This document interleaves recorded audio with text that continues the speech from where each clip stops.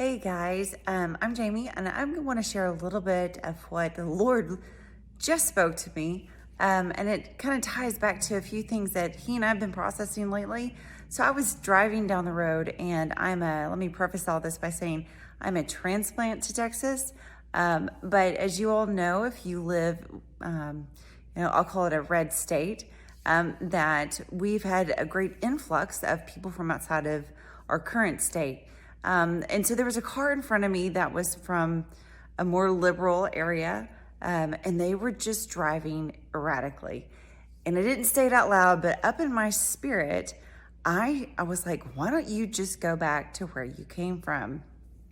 And the Lord really quickened me, and He said, Jamie, that's religious. That is religion. That is the haves and have-nots. He said, when people in the Bible, I think it's in 1 Corinthians, and they say, well, I'm of Paul, well, I'm of Barnabas, or I'm of Christ. Even when we say that we're of Christ, we're really bringing a dividing line. We should be of Christ, but when we have to begin to announce who we are associated with, when we're not even asked, that's like, it's creating the haves and the have-nots. It's division is what it is. It's sowing division. And the Lord said, the spirit that you carry, Jamie, the spirit that my body carries should be so infiltrated into an environment so that way when these transplants come in, they would feel it. They would be impacted by it. And so it's not that they don't have an opportunity. Listen, I'm not saying I'm not sinless. I'm saying I'm paralleling that to us as the body of Christ. But when we have transplants, when we have the harvest come in, we should be so saturated our environment outside of the body, outside of the church, that when they come in, there is such a deep conviction that falls on them that they begin to run to the feet of Jesus. And the Lord said, if you judge the thing that I've put right in front of you, because this car was right in front of me, He said, when you begin to judge the thing that I put in front of you, Jamie, you have begun to create a dividing line between yourself and me. And I was like, oh, Jesus, that is not at all what I want. And listen to me. Listen. We are at a time and a precedence where so many decades and so many years they prophesied about the billion-soul harvest. I'm telling you, it's already underway. It's already here.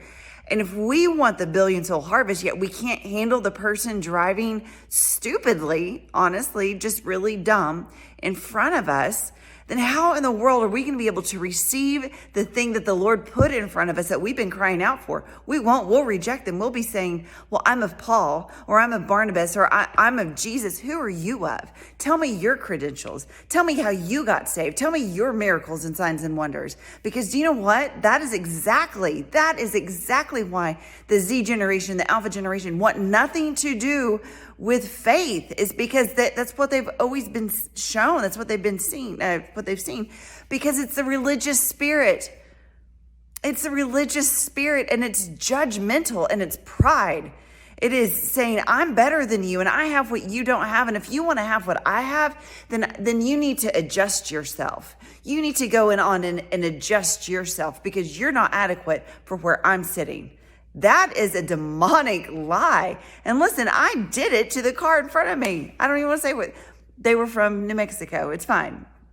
And I thought, Jesus, I'm sorry.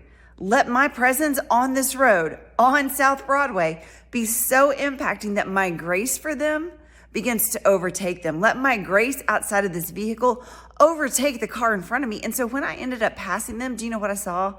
Like sometimes when I get mad and I'm on the road and I want to like cut my eyes over and look at somebody and be like, what the crap are you doing? That wasn't why I did it this time. I looked over because I saw that something else was happening in the car. And I looked over and they were arguing, and this girl was trying to get out of the car. Not because he was abusing her, but sometimes when we're angry and we have stuff going on in our lives, we don't always make the wisest decisions, especially if a car is moving. Just saying. But that's what she was doing. And I thought, let my peace, let the shalom peace of God that rests on my life begin to overtake the car that's in front of me. Let it overtake the drug addict or the sex addict or the CEO or the president of a nation. Let it overtake them, not because I'm worthy, but because the one that I carry is way beyond worthiness. Right? So that is my word for y'all today. That is my encouragement, is that receive what the Lord puts in front of you. If you put it in front of yourself, that's an idol. That's all that is. And that's all right. We all have to deal with that. We all walk through that. So know the difference, because both look similar at first. Both look like they could be from God, but only one will bear fruit. The other one will cause division in the wrong way. So blessings, and I love you guys.